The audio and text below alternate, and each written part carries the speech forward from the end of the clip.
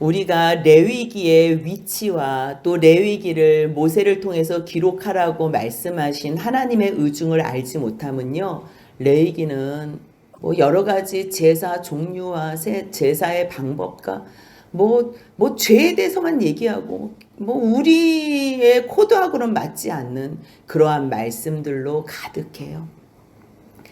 하지만 하나님께서 레위기를 모세에게 이렇게 구구절절히 쓰게 한 그 마음을 안다면요, 우리는 그 주님의 눈물을 볼 수 있고요, 레위기를 통해서 내가 거룩하니 너희도 거룩해라, 처음부터 끝까지 계속 말씀하시는 내용이에요. 요 시점이 나답과 아비후가 죽은 후에 하나님께서는 대제사장 위임식 끝나고 아론이 첫 제사 드린 후에 그 여호와의 불이 내려와서 모든 백성들이 그 여호와의 불로 말미암아 하나님을 더욱더 두려워하고 경외했던 그날, 그 호기부터 6월절까지는 며칠밖에 없었어요. 며칠, 해봤자 5일. 근데 그때 나답과 아비후가 여호와께서 명하시지 않은 다른 불로 여호와 앞에 나가다가 죽는 일이 있었던 거예요. 죽는 일. 하나님 앞에 12지파가 순서대로 예물은 드리지만 정말 아들 잃은 그 아버지의 마음은 찢어질 듯한 고통이에요. 아론도 고통스럽고 모세도 괴롭고 다 아프지만 누구보다도 하나님의 마음이 가장 아프신 거예요. 와, 이 정도 말에서는 하나님이 어떤 분인지 이해를 못하는 거예요.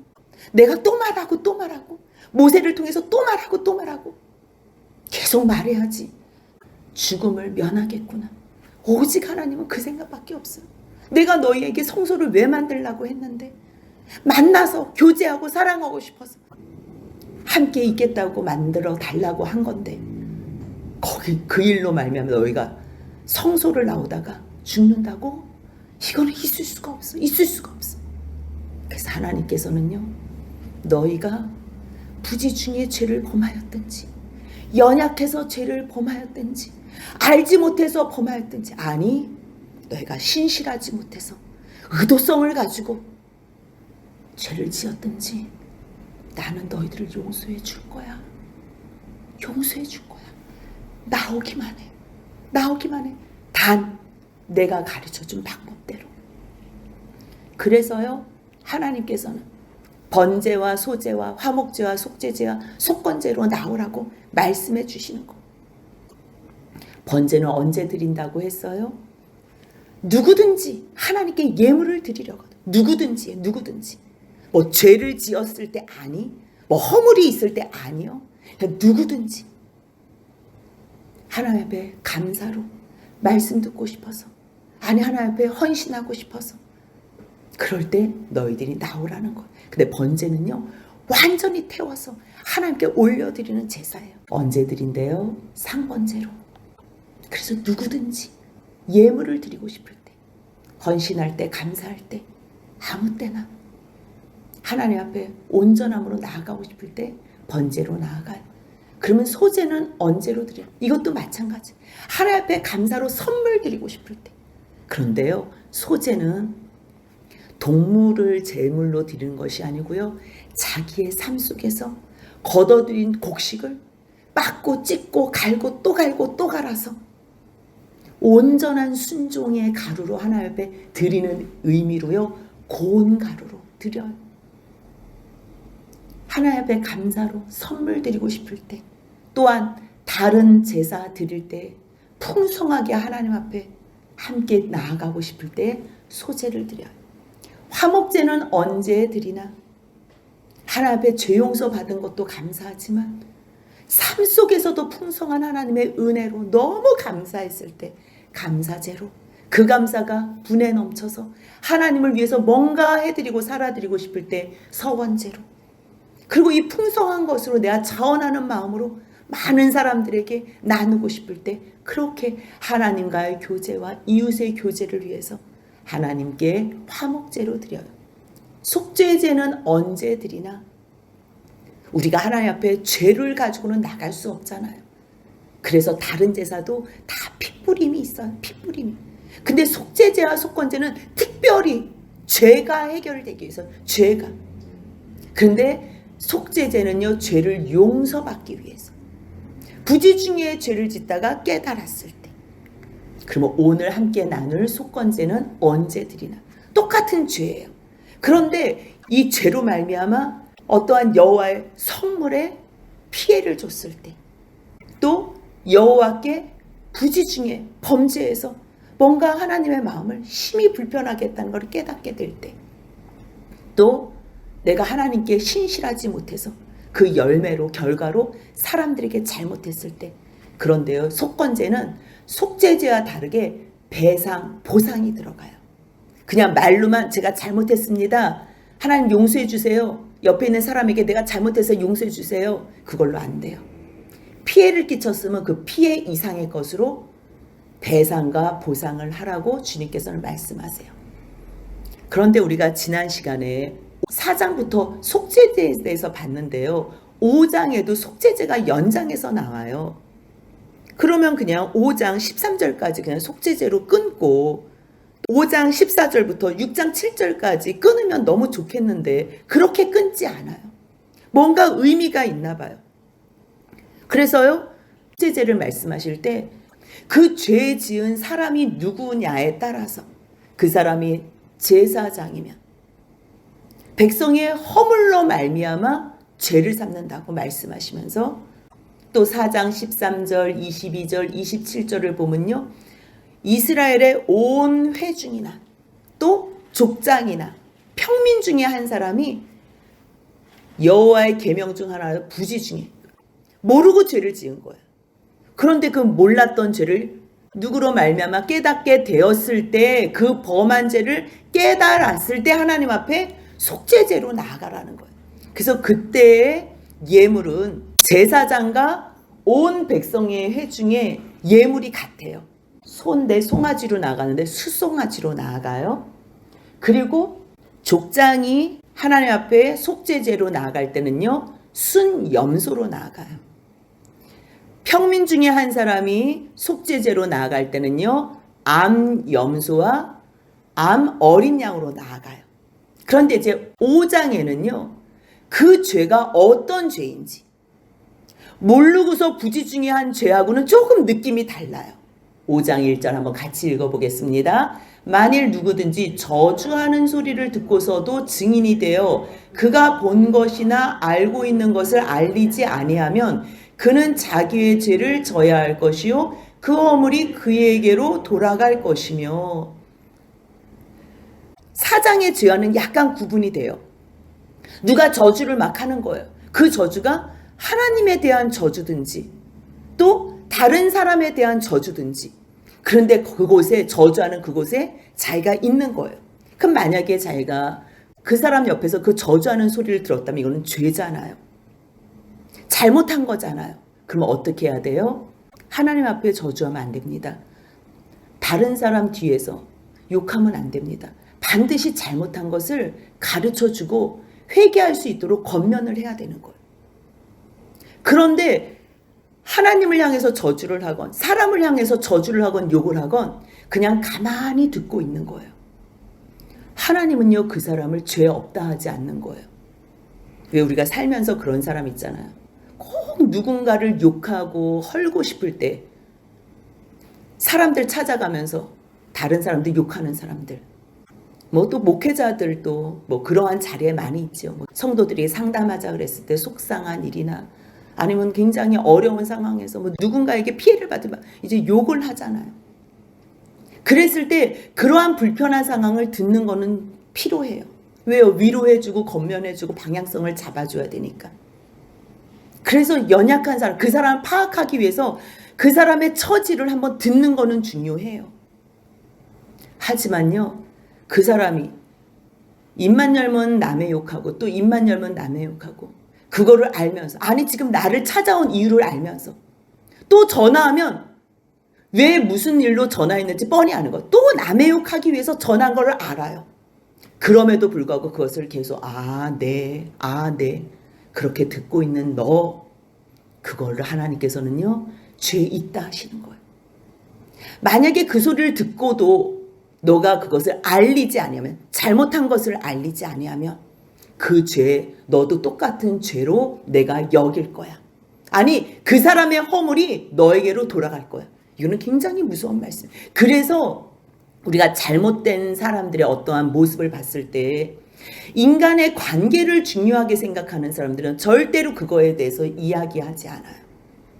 그런데요, 세상에서는 그러한 사람을 저 사람 참 성격 좋다, 성품 좋다 그렇게 이야기할 수 있어요. 하지만 우리는요, 하나님 앞에서 왕 같은 제사장으로 세움받은 주님의 종이에요. 주님의 사람이에요. 내가 거룩하니 너희도 거룩하라. 하나님께서 말씀하시고 우리를 죄악으로 가득한 땅에 보내신 주님의 종들이에요. 물론 우리도 죄인이었지요. 하지만 예수 그리스도 안에서 구원받은 주님의 사람들, 이제는 너와 똑같은 죄인들을 향하여 이제는 그 죄에서 머물러 있지 말라고, 거기에서 나오라고 말을 해야 될 사명을 우리에게 주신 거예요. 근데 그 사명을 감당하지 못한다? 직무유기예요. 여러분들 이거를요, 어머 저 사람 성격 좋아서, 아니에요. 그거는 세상 사람들이 말하는 거예요. 하나님께서 제일 싫어하는 것이 그거예요. 왜 우리를 하나님께서 불러주시고 왜 세워주세요? 무엇으로 우리를 세워주신 거예요? 죄 있는 자를 용서해 주시면서 하나님의 자녀로 세우시는 거예요. 하나님의 백성으로.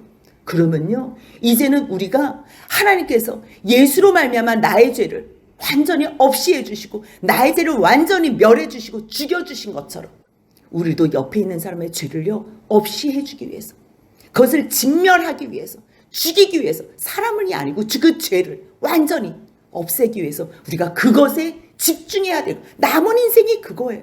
그거 위해서 살라. 오늘이라는 날을 왜 주셨다 그래? 오늘이라는 날은 죄의 유혹에 빠지지 않도록 너의 옆에 있는 지체들을 권면하고 세우라고. 오늘 하루를 주신 이유는요, 편안하게 나 혼자 하나님께 영광 돌리고 예배하고 찬양하는 것, 그거 위해서 주신 게 아니에요. 그거는요, 이제는 구원받은 거 아는 순간부터 영원한 하나님의 나라에 이르기까지 해야 될 일이고요. 이제 그거 하나님께서 누리게 해주셨으면 나만 누리면 안 돼요. 이제는 죄의 종로로 떼서 질질 끌려다니는 저 사람들을 죄에서 벗어나세요.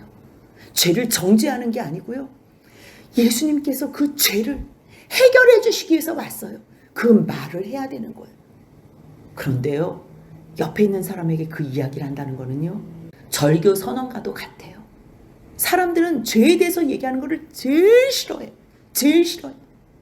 좋은 관계에 있었다가도 죄에 대해서 얘기하면요, 그 사람하고 가까이 있고 싶어 하지 않아요. 그런데 주님은 뭐라고 말씀하세요? 너가 본 것이나 알고 있는 것을 알리지 아니하면 그는 자기의 죄를 져야 할 것이요, 지체로서 하나님께서는 가만히 있지 않겠다는 거예요. 그렇다면 5장 1절의 속죄제와 4장에서 나오는 속죄제와는 뭐가 다르냐면요, 4장 2절에서 나오는 속죄제는 누구든지 여호와의 계명 중 하나라도 그릇 범하여 잘 모르는 상태, 자기가 의식하지 못하는 상태고요. 5장에서 나오는 거는요, 다 알아요. 그래서 5장 1절부터 6절까지의 말씀은요, 내가 직접 지은 죄는 아니지만 내가 그 죄 가운데 동조하며 아는 죄에 대해서 말씀하세요. 세상 사람들은 이것을 죄라고 여기지 않을 수도 있어요. 하지만 하나님은 이 죄를 반드시 입 다물고 있는 사람에게도 묻는다는 것 뿐만 아니에요. 부정한 것들, 또 부정한 들짐승의 사체나 부정한 가축의 사체, 이거는요 다른 사람들이 몰라, 내가 만진 거예요. 그랬을 때 나는 알잖아요. 나는, 남들은 몰라도 나는 알 때에 숨기지 말라는 거예요. 부지중이라 할지라도 그 몸이 더러워져서 허물이 되었을 때 주님께서는 그때도 내가 너희들 용서해 줄게, 그냥 무조건 회개하고 나와, 속죄제로 나와. 그뿐만 아니고 4절 한번 같이 읽겠습니다. 만일 누구든지 입술로 맹세하여 악한 일이든지 선한 일이든지 하리라고 함부로 말하면 그 사람이 함부로 말하여 맹세한 것이 무엇이든지 그가 깨닫지 못하다가 그것을 깨닫게 되었을 때는 그 중 하나의 그에게 허물이 있을 것이니. 늘 하나님 앞에서 신실한 사람들은요, 자기가 했던 약속, 그 다음에 했던 맹세, 그것을 잊어버려요. 함부로 하는 거지. 그래서 우리가 어떤 말, 선한 말뿐만 아니라 우리가 악한 말도, 쓸데없는 욕도, 이러한 모든 것 함부로 하지 말라. 1차적으로는 함부로 하지 말고요. 만약에 함부로 했다면 어떠한 상황이든지 그걸 깨닫게 됐을 때 너는 그것을 서원을, 맹세를 이루든지 아니면 그것을 못 이룰 때는 그것 또한 죄라는 거야. 그것 또한. 그래서 그 죄를 너희가 알게 되었을 때, 깨닫게 되었을 때 그냥 은근슬쩍 넘어가지 말라는 거야. 하나님 앞에서 제사를 드리면서 내가 어떠한 일에 잘못했다고 고백해야 되는 거야. 이게 굉장히 중요해요. 지난주에도 저희가 잠깐 봤지만요. 하나님께서는 죄를 억제하고 자제하게 하기 위해서 이 모든 제사로 나오라고 말씀하시는 거예요. 그래서 여호와께 속죄제로 드려요. 근데 이거 평민 중에 한 사람이잖아요. 그러니까 평민 중에 한 사람일 때는 어떤 예물로 드리는 거지요? 암염소나 또 어린 암양으로. 그리고 그거에 힘이 못 미칠 때는 산비둘기 2마리나 집비둘기 새끼 2마리로. 또 그거에도 힘이 못 미칠 때는 고운 가루 10분의 1 에바로 하나님 앞에 속죄제로 나아가라 그랬어요. 이게 피 흘림이 없이는 죄사함이 없잖아요. 그런데 고운 가루로 하나님 앞에 죄 용서로 나가는 사람 아무것도 없어서 고운 가루로 나오라는데요. 5장 12절 보니까 기념물로 한 움큼을 가져다가 제단 위 여호와의 화제물 위에서 불사를 지니. 화제물 위에서. 이거는 무슨 말씀이냐면요.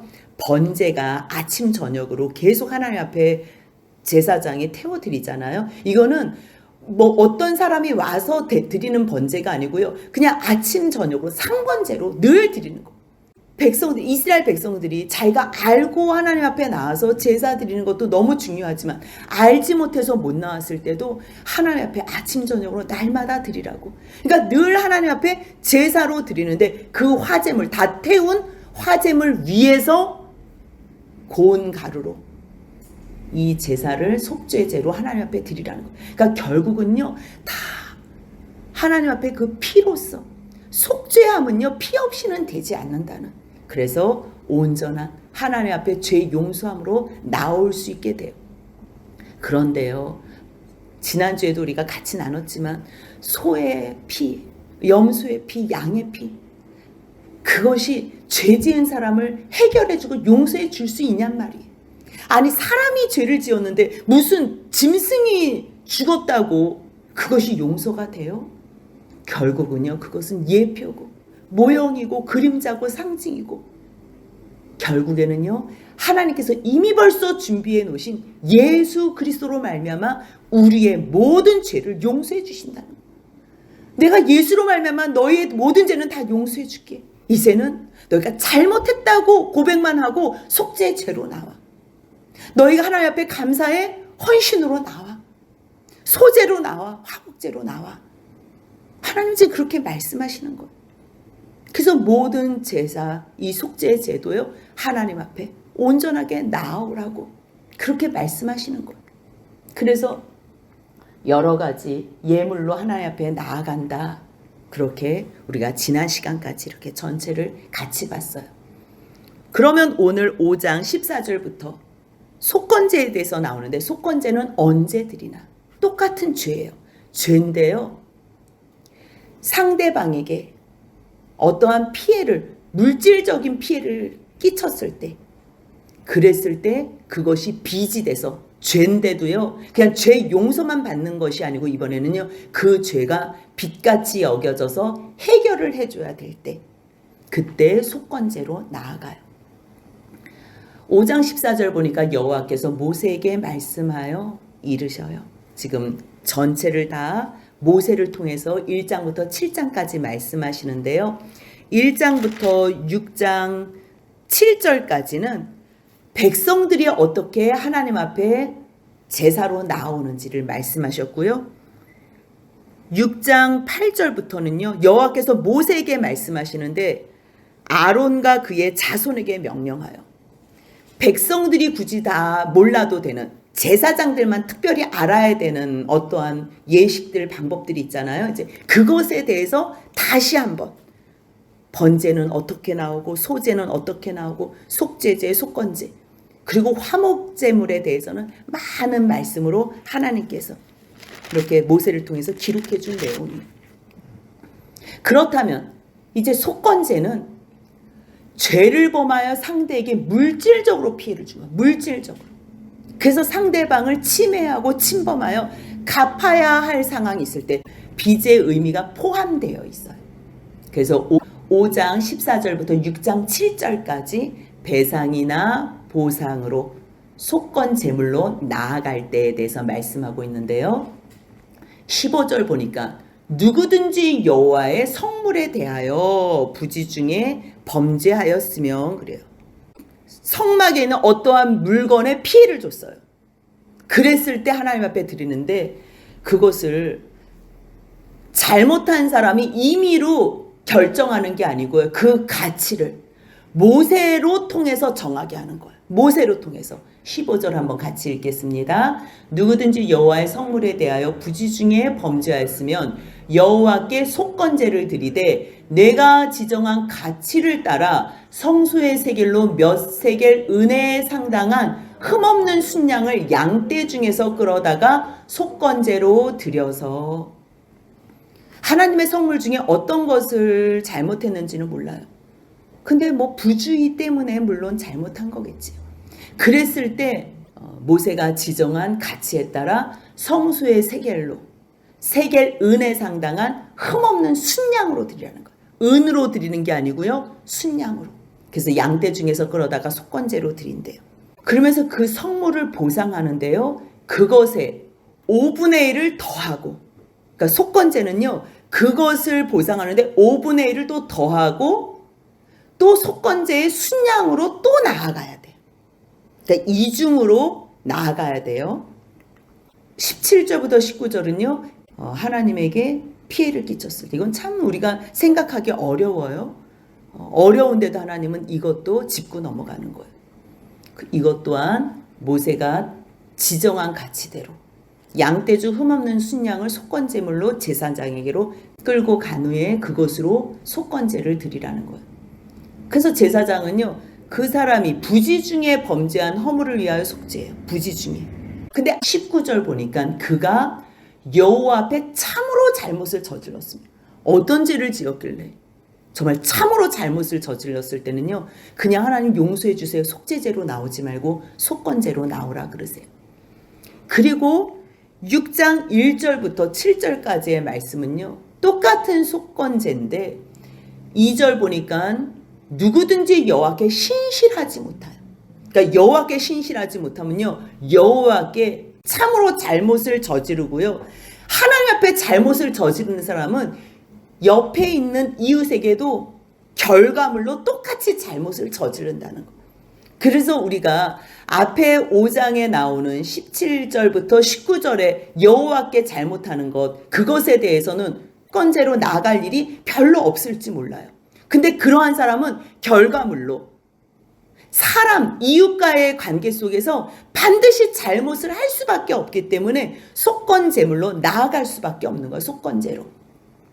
그래서 결국 여호와께 신실하지 못한 사람은 이웃에 대해서 어떻게 행동하냐면요, 곧부터 한번 읽겠습니다. 곧 이웃이 맡긴 물건이나 전당물을 속이거나 도둑질하거나 착취하고도 사실을 부인하거나 남의 잃은 물건을 줍고도 사실을 부인하여 거짓 맹세하는 등 사람이 이 모든 일 중에 하나라도 행하여 범죄하면. 왜 이런 일을 하겠어요?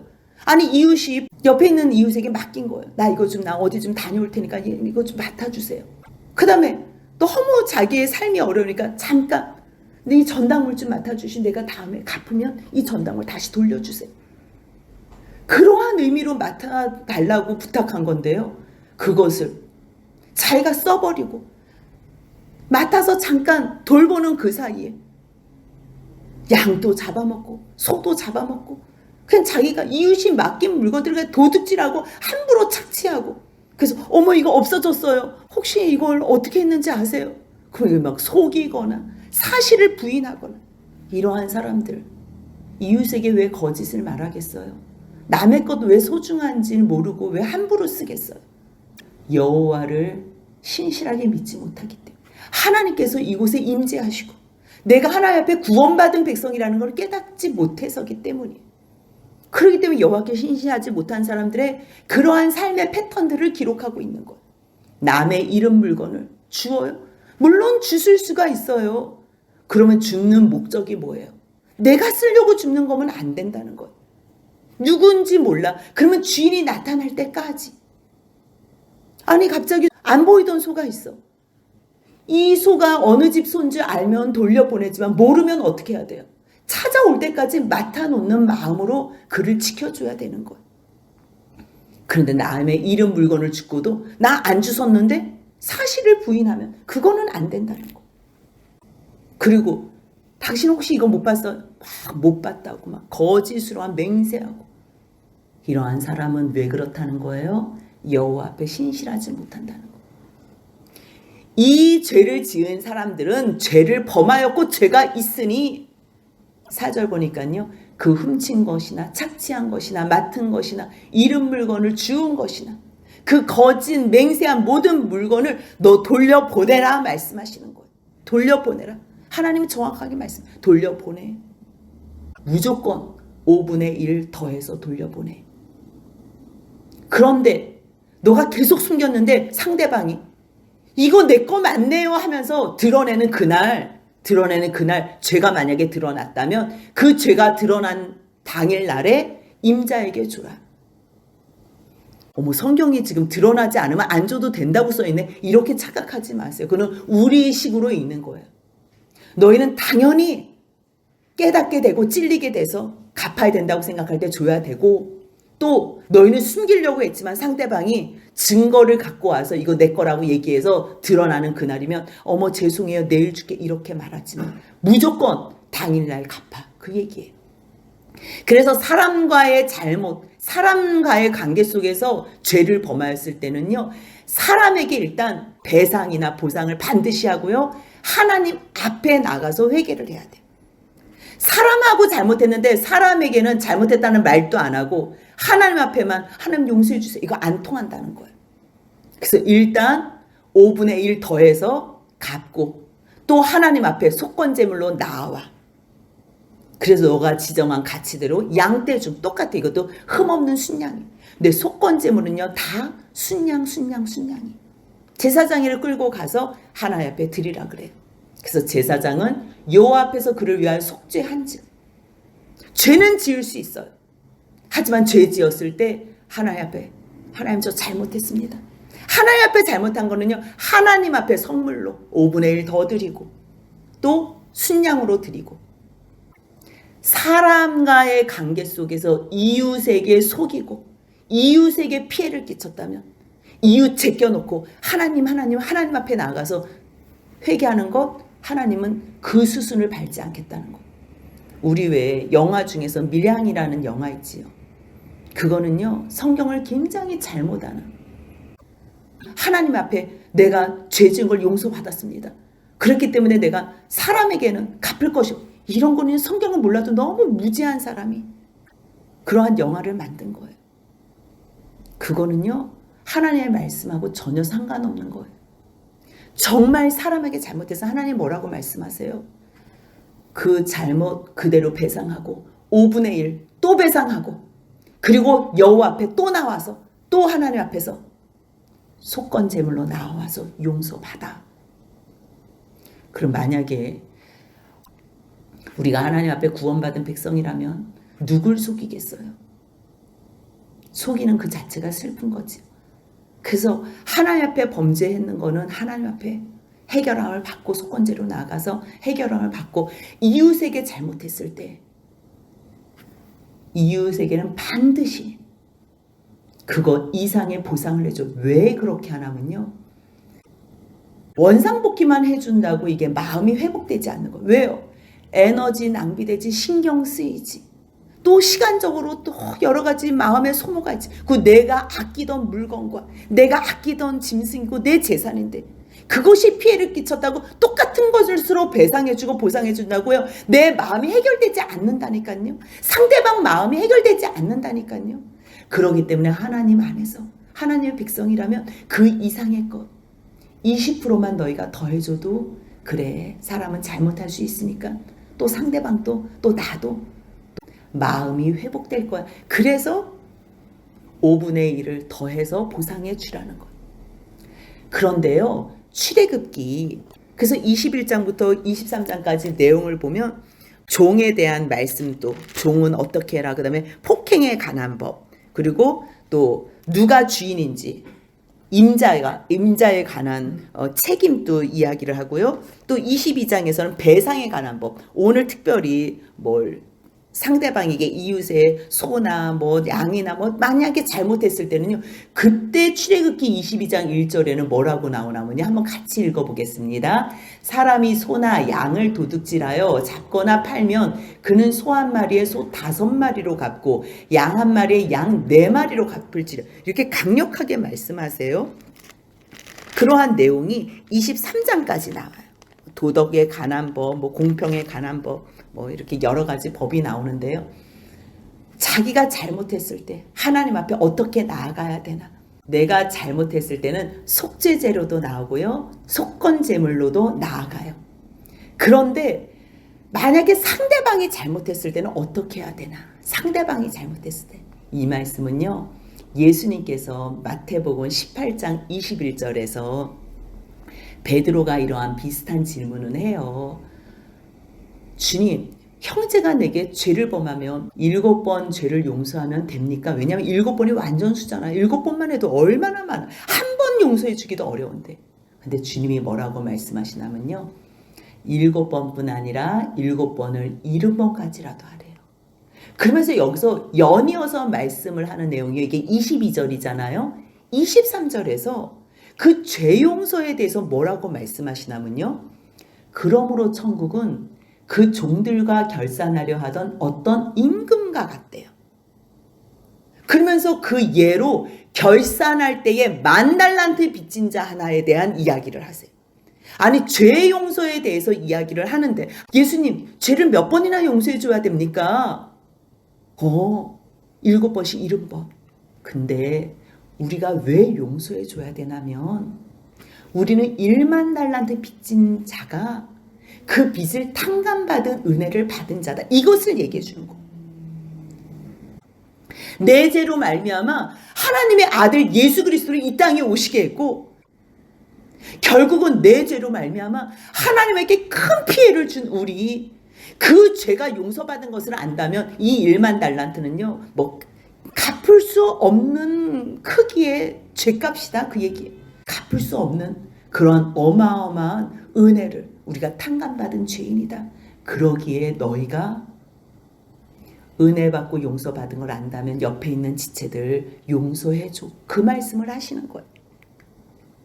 그래서요. 오직 그 죄의 용서를 해줄 수 있는 사람은 예수 그리스도가 나의 속건제물이 되셨다는 것을 깨달은 사람. 그래서 내가 양으로 5분의 1로 더 하나님 앞에 뭔가 나가지 않아도 예수로 말미암아 그 은혜와 사랑, 그 죄 용서함과 속건 제물이 되신 그 은혜를 아는 사람만이 다른 사람의 죄를 용서해 주는 것. 그 속건 제물이 되셨다는 말씀이 이사야 53장 10절에 나오는데 같이 읽겠습니다. 여호와께서 그에게 상함을 받게 하시기를 원하사 질고를 당하게 하셨은즉 그의 영혼을 속건제물로 드리기에 이르면 그가 씨를 보게 되며 그의 날은 길 것이요 또 그의 손으로 여호와께서 기뻐하시는 뜻을 성취하리로다. 아멘. 그래서요. 예수로 말미암아 구원받은 사람들, 예수로 말미암아 죄 용서함 받은 사람들은요. 굳이 5분의 1 더해서 그 율법적인 것 안 해도요. 삭개오가 예수님으로 말미암아 죄 용서함 받았을 때 뭐라 그랬어요? 내가 나의 재산의 반과 또 4배로 보상하고 배상하겠다고 그렇게 얘기하는 내용을 우리가 알고 있잖아요. 그래서요. 그 죄 용서함 받은 사람들, 그 율법으로 이 소나 양이나 하나님 앞에서 번제, 소제, 화목제, 속죄제, 속건제로 나아가는 것 이상의 예수 그리스도로 말미암아 용서받은 사람들은 그 이상의 것으로 내 생명도 아끼지 않고 하나님 앞에 온전하게 드리고 내 생명을 죽어가는 영혼들을 향해서 복음 증거하는 데 사용한다는 것 기억하시며 이 은혜 받은 저희들 하나님 앞에 온전하게 감사로 또 산 제사로만 나아가는 주의 자녀들이 되시길 주님의 이름으로 소원합니다. 아멘.